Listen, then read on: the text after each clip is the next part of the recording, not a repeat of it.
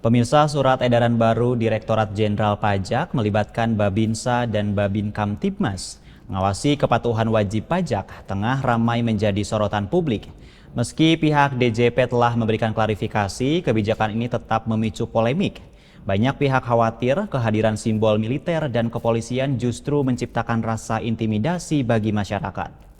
Direktorat Jenderal Pajak Kementerian Keuangan lagi-lagi memantik polemik. Belum usai suguhan berbagai skandal korupsi dan gaya hidup mewah oknum pejabat, kini muncul aturan baru perpajakan yang bikin publik makin kecut.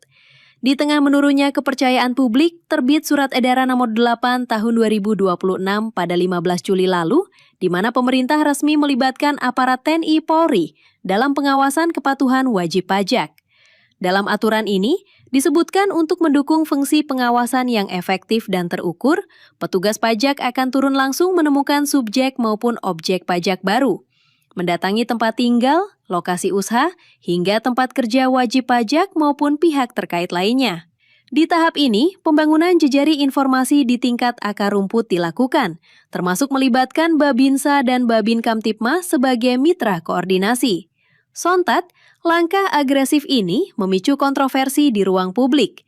Kehadiran simbol kekuasaan seperti TNI dan Polri dalam urusan dompet warga dinilai bisa menciptakan chilling effect, sebuah kondisi di mana orang terpaksa patuh akibat merasa terintimidasi. Mengingat, banyak wajib pajak yang sebenarnya bukan ingin menghindar, melainkan karena kesulitan ekonomi dan memahami aturan. Menanggapi kecemasan publik, Direktur Jenderal Pajak Bimo Wijayanto akhirnya buka suara. Bimo menegaskan surat edaran tersebut sejatinya hanya ditujukan untuk kalangan internal, sehingga tidak perlu dibesar-besarkan atau menjadi bahan gorengan politik. Kehadiran Babinsa dan Babin Kamtibmas bukanlah sebagai pemungut atau pemeriksa pajak, melainkan sebatas koordinasi lintas instansi untuk membangun jejari informasi di lapangan. Jadi sekali lagi ini merupakan SE yang ditujukan untuk internal Direktorat Jenderal Pajak. Jadi nggak perlu dipolemikan dan nggak perlu digoreng-goreng bahwa nanti petugas pajak akan melibatkan Babinsa dan segala macam. Itu koordinasi informasi saja. Jadi di dalam kami menggali informasi, kami bekerja sama dengan multi stakeholders. Salah satunya memang Bintara Pembina Desa dan juga Bayangkara Pembina Keamanan dan Ketertiban Masyarakat.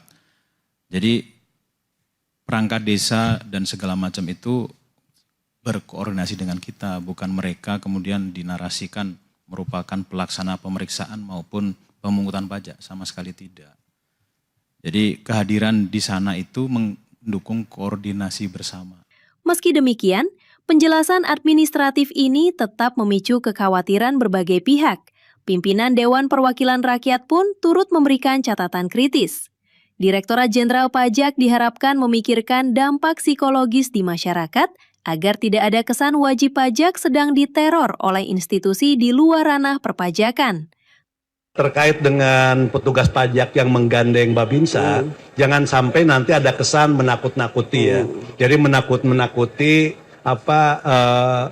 petugas wajib pajak ya, seakan-akan wajib pajak itu ditakut-takuti dan menimbulkan rasa ketakutan, dan yang paling penting jangan sampai nanti para wajib pajak itu merasa terteror. Nah ini penting sekali ya. Jadi sebelum melakukan ini penting sekali dari pajak ini untuk memikirkan dampak dengan menggandeng institusi yang memang bukan tugasnya ya, bukan ranahnya. Jadi sekali lagi ini penting sekali. Tantangan terbesar pemerintah saat ini sejatinya bukanlah menambah instrumen pengawasan, melainkan memulihkan legitimasi dan kepercayaan publik itu sendiri.